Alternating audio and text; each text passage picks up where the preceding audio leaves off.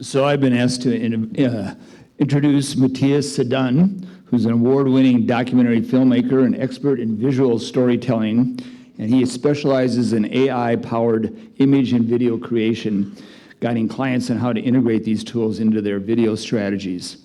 He's a 2015 World President alumnus from Hamburg, Germany, and most importantly, he lent me his coat this morning. Matthias?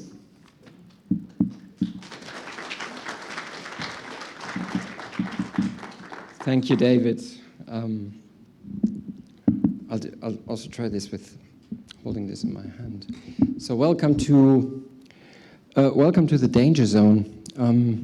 You can, if you the first slide, exactly. So lightning talk, visual storytelling with AI, chances for news and documentary storytelling. I would like to focus a bit on documentary storytelling because that's my field. So I found it super interesting, super inspiring what you just said, Camilla.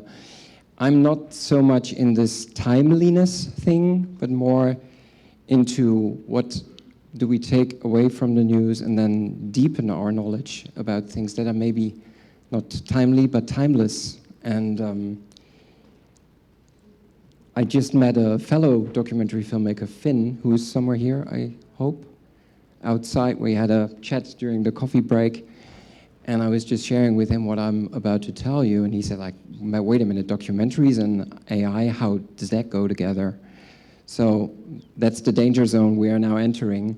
And we are also entering another danger zone, of course, that's half an hour after the lunch break. That's super dangerous. So I don't want to bore you, but I want to present you my presenter that I prepared for today, who will take us into a little bit of a snippet of a history documentary. That's the guy on the right-hand side.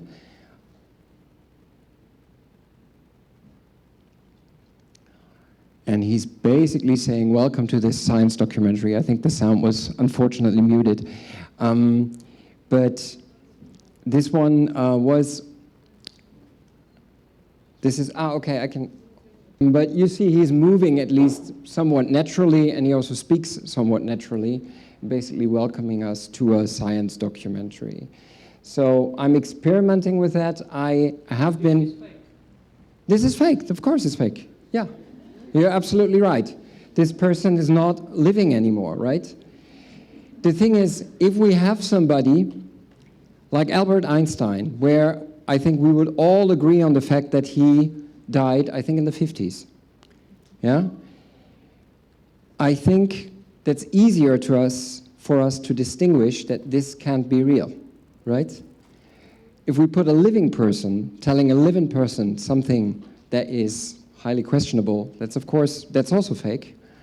But you're right, yeah? Of course it's fake, but maybe it's obvious for most of us because we know Albert has died already decades ago. The guy down below there with that light bulb, he's also fake.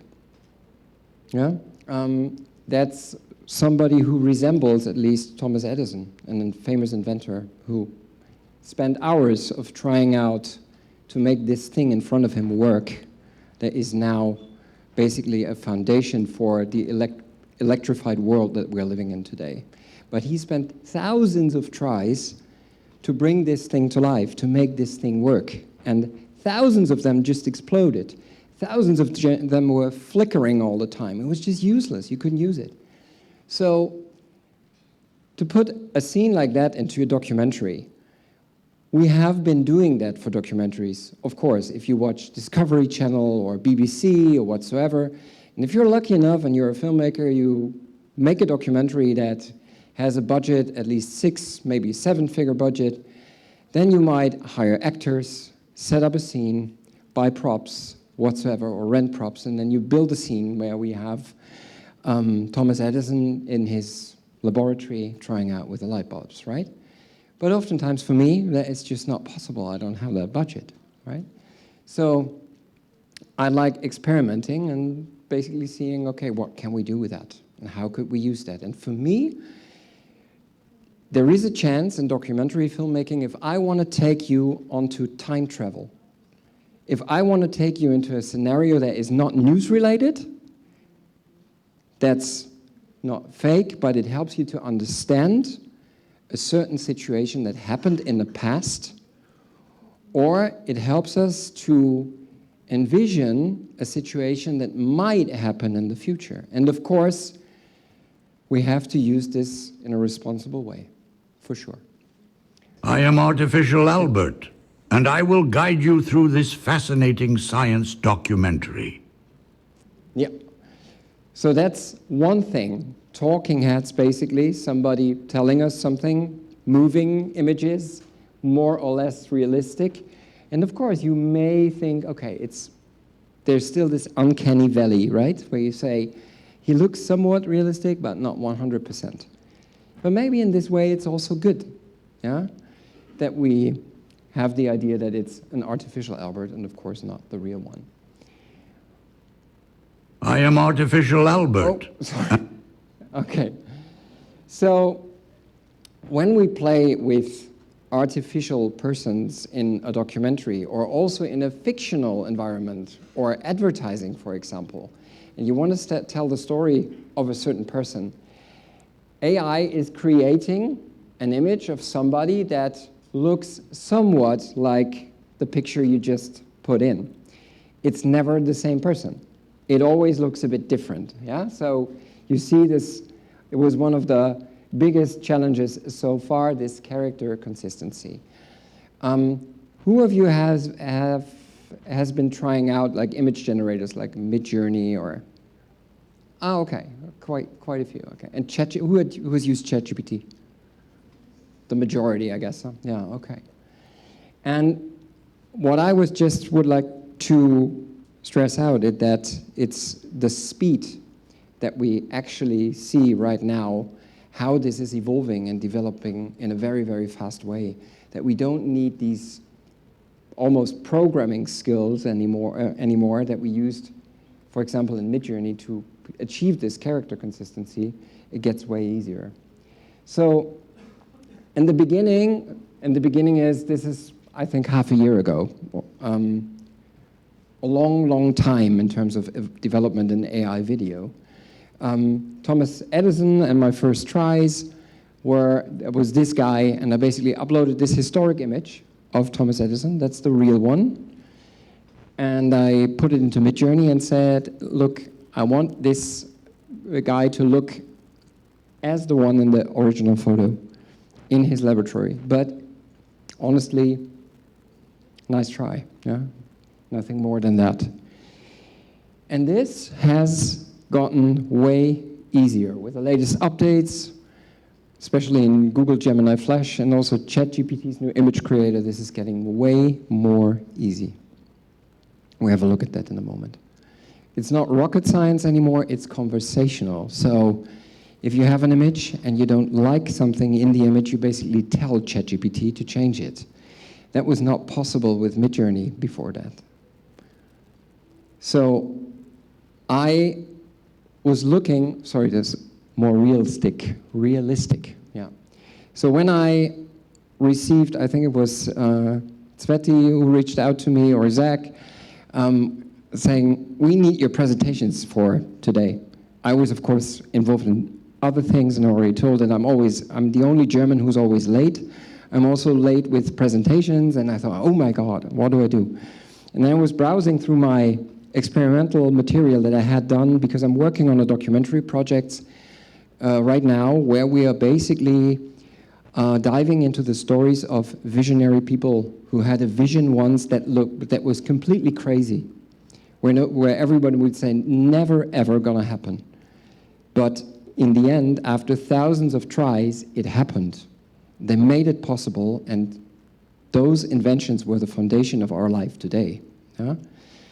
And that can be very inspiring also when we see certain things evolving right now that we might not realize in our typical news circles. So that scene, Thomas Edison inventing the light bulb, I found that quite interesting. So I tried what I just showed you before, and then I thought for this presentation, I'd just try again. And I had like 1.5 hours. So I took the image again, I put it into ChatGPT, into the new image generator, and then prompted exactly this. transform this image into a color photo, keep the face and the facial expressions of the man completely consistent.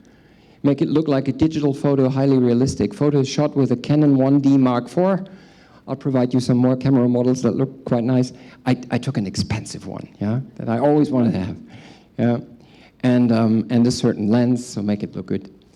And he looks, of course, he's still not the same guy, yeah. But in a reenactment for the Discovery Channel, I wouldn't have the original Thomas Edison neither. I would also have some sort of look-alike person, yeah. But he comes pretty close. And then I said, create a 16 by 9 wide-angle shot of this man in a vintage laboratory in the year 1882. And there we go. Yeah? And he's bending over that light bulb, looking concentrated. And then I added cinematic image quality. And then I added another camera that is looking used in film production. And then I created another one where I'm looking basically from another perspective into the scene. You may ask yourself at one point, why all these shots? Yeah, that's the thing where basically the craft of filmmaking comes into place. That's something that AI is not yet doing for me. Understanding how I build a scene. Understanding how I use these still shots that you have just seen to make them move and then edit them together into a scene. So I created some more. The light bulb, I created the reflection in his eyes. And basically the goal is to travel in time to create a movie scene for a historic documentary with almost no budget, because also, of course, these tools cost a monthly price.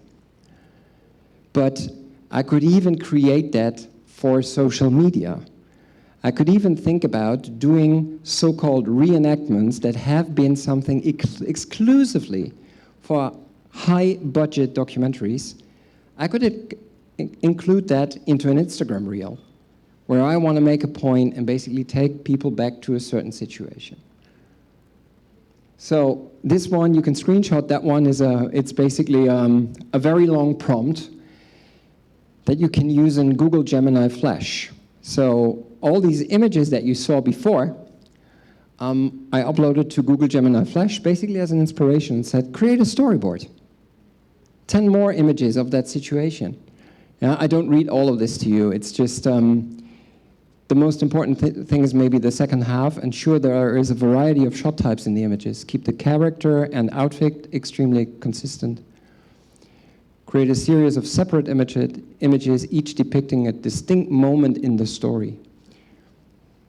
So Google Gemini put out more pictures that I could choose from. And then I moved on using those tools that you see there. Runway ML is, does anybody of you have ever tried Runway ML?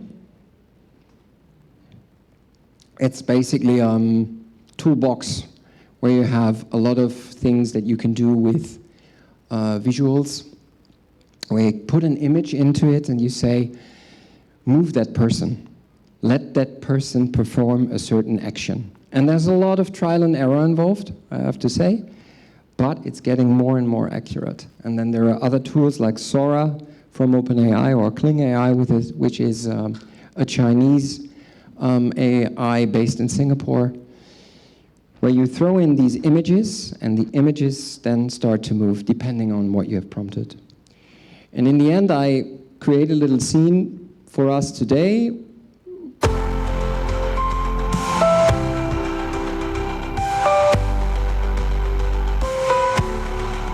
We see basically his fails, still flickering. He's giving up almost, but then Our at greatest one point, weakness lies in giving up.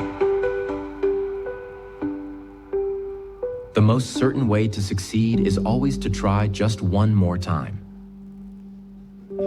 Be courageous, have faith, go forward. and so I created this little scene with Thomas Edison where I was basically the same for me. Like half a year ago, it didn't work at all. But now I'm realizing that I'm getting much, much closer. And even though it might not be perfect, even though it might be comical in a certain way, it took me 1.5 hours to create that. The thing is, we will move forward and we will see far more accurate things like that, where you put more time, more effort into it. And this gives us a lot of possibilities, way more possibilities to play around with that kind of content. There are, of course, also the downsides. Fake characters, fake news, people trying to tell us something or create a version of reality that's not true at all. And that's also the danger of it, of course. But I think it's, for us as journalists, always important to understand what's out there and how easy it is to use it in a responsible way, and how easy it is also for others maybe to use it in an irresponsible way. If we still have time, we can maybe take 1 or 2 questions. Thank you.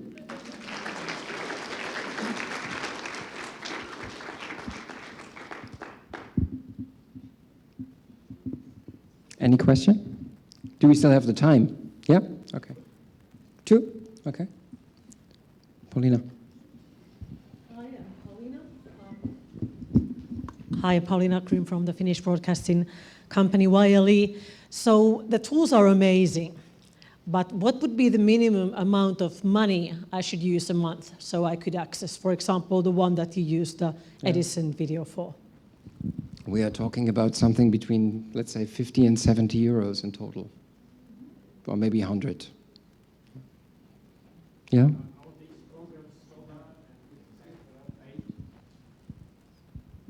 Yes, you need to pay for those, but there are mostly monthly subscriptions. The yearly subscriptions are always a bit more affordable, but I would always recommend to do the monthly ones because there's so much development in the moment, and some tools are just outdated at one point. Yeah. Mm-hmm. Thank you. Thank you so much for this wonderful presentation. I was wondering if you can tell us.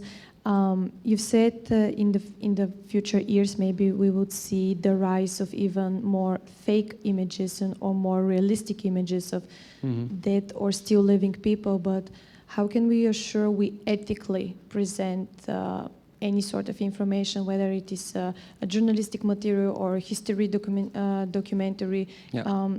And it's important in order not to shift the perspective of the audience, not to shape the reality in a way that is not supposed to be. So can you tell us how to ethically use all of those methods? Thank you. I wish I had a perfect answer for that. I think we have, as we are here in the room, we have to figure this out together. And we are right at the brink of it, basically. These things are evolving. These things are already used not only by media, but also by other players, of course, that want to put out their agenda, that visualize fears of people, visualize certain situations that might happen in the future. Oh, if we don't do anything about this, then my city will look like that in 10 years. Yeah, this is already happening. And I think for us as journalists, as we have been developing verification formats, for example, where we basically are there for our audience to help them figure out what's real and what's not. I think this is becoming way, way more important with our professional view to look into things and basically say, look, you like this story that you found there and there, but look closely, is this real or isn't it? And I think this will be way, way more important as we dive deeper into this development.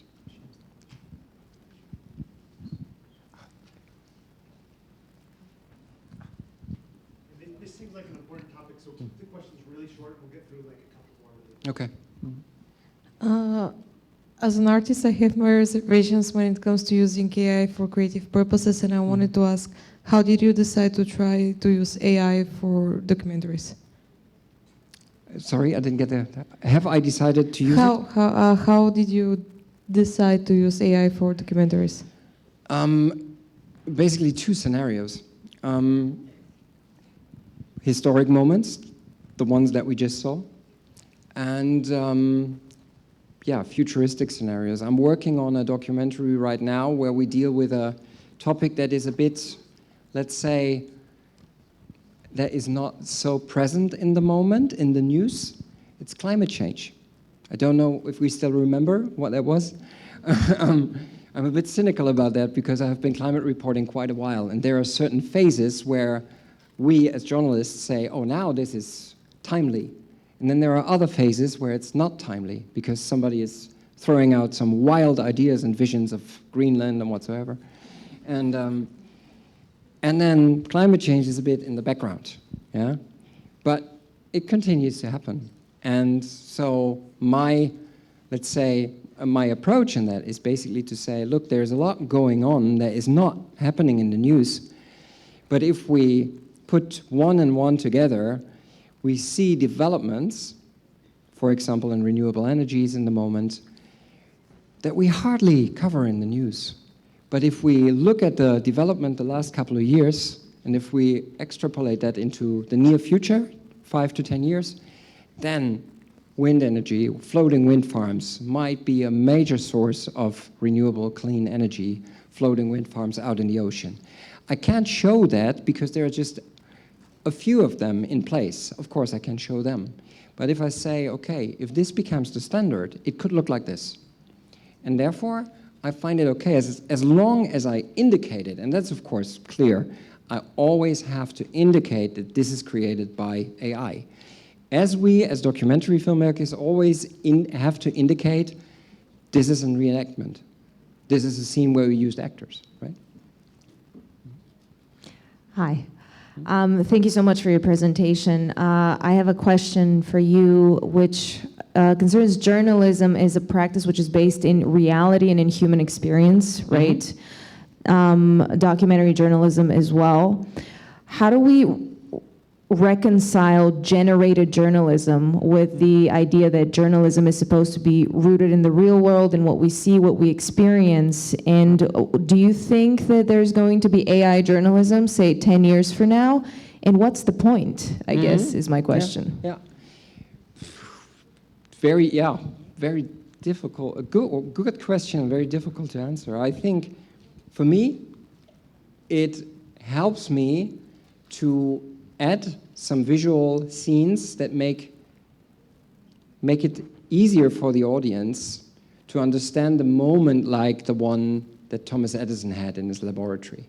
Of course, the documentary will not be completely AI. Yeah, it's just in a 45-minute documentary, it might be a scene of 15 seconds.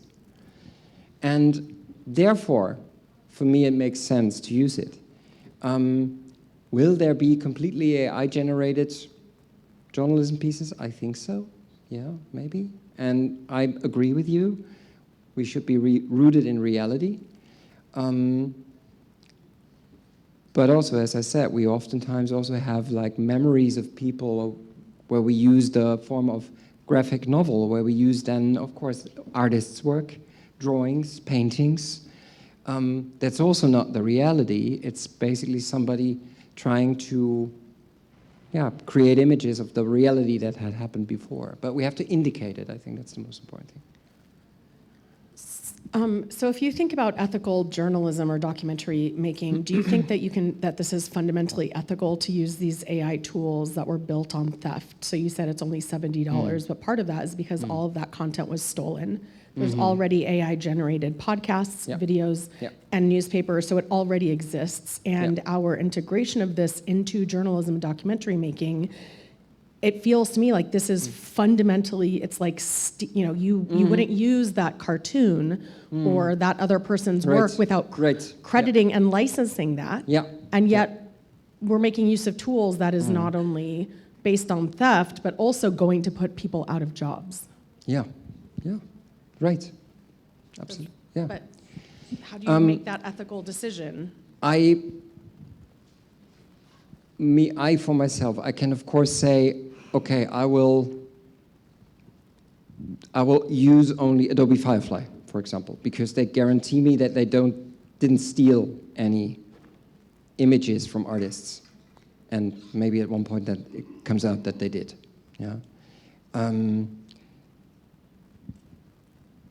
I think there will be a lot of shifts going on as we see in the advertorial world, for example, in the moment. I don't know if you followed this thing with the AI models of H&M, where they pay a certain amount of money for the models that normally presented the new outfits, and now they use avatars for that.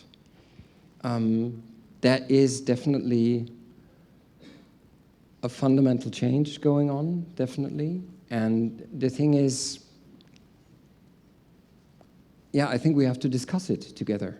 And if we are able to stop that, where we are already in an acceleration of these things and developments, because then the thing is, okay, what was ChatGPT trained on?